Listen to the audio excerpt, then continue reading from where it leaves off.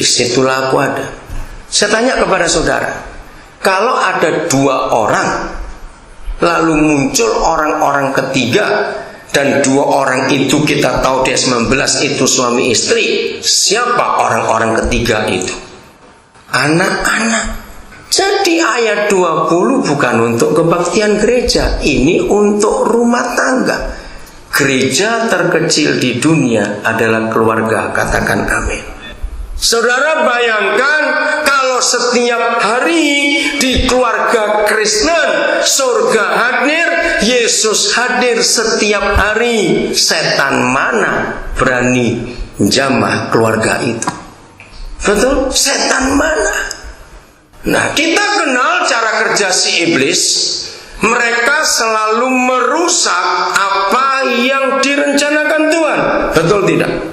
Apalagi kalau setan tahu ini hal-hal yang vital bisa mengalahkan mereka.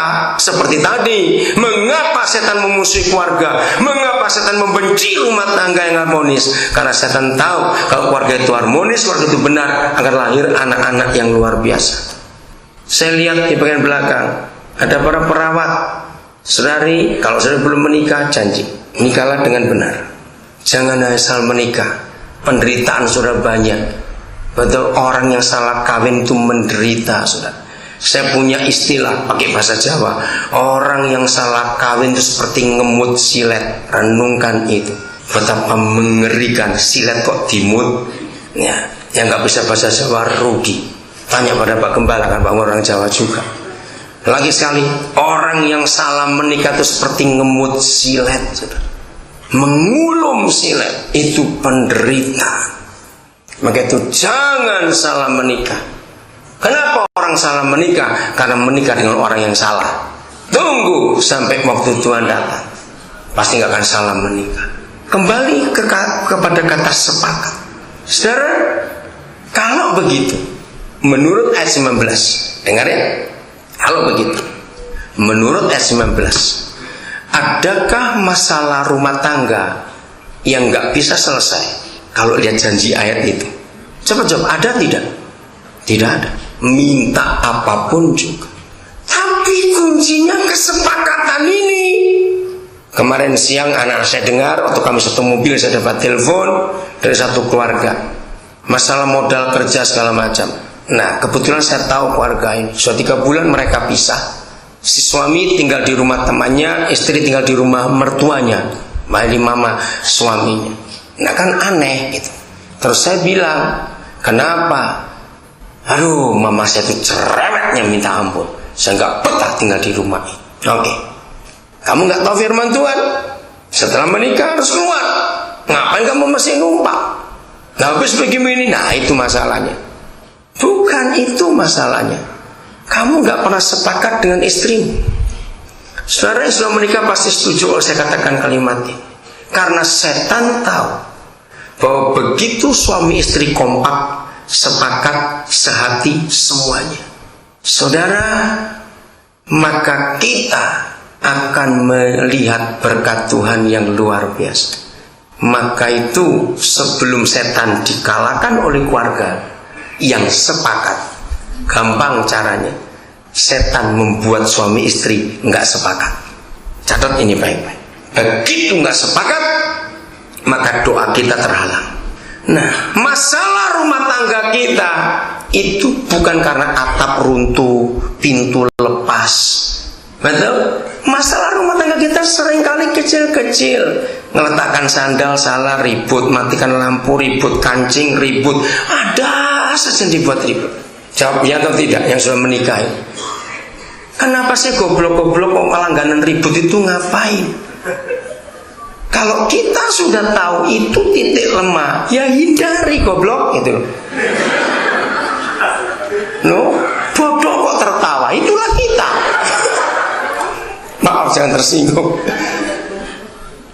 Sudah tua-tua nggak tahu diri berantem terus, apa nggak malu dengan kucing? Kalau kucing boleh sampai tua berkelahi terus hobinya. Saudara ini serius.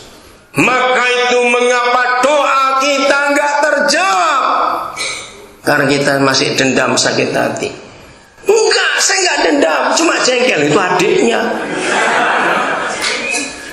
Ayo suami istri jujur, siapa yang masih sakit hati nggak suka? Kembali ke tempat tidur tadi, saudara. Luar biasa tempat tidur. Maka itu mengapa? Dengarkan, mengapa suami istri yang ribut pasti malas tidur berdua? Betul tidak? Hebat tempat tidur itu. Karena kita tahu ada yang salah di situ. Kalau rumah saudara besar, satu bisa tidur di kamar tengah, satu kamar depan, alasannya panas. Kalau rumahnya tipe 21, mau nggak mau setempat tidur, tapi pantat ketemu pantat karena wajahnya ada beda-beda. Awas sih. Ketidaksepakatan itu merupakan tujuan iblis merusak pernikahan kita. Aminkan ini supaya kita bertobat hari ini.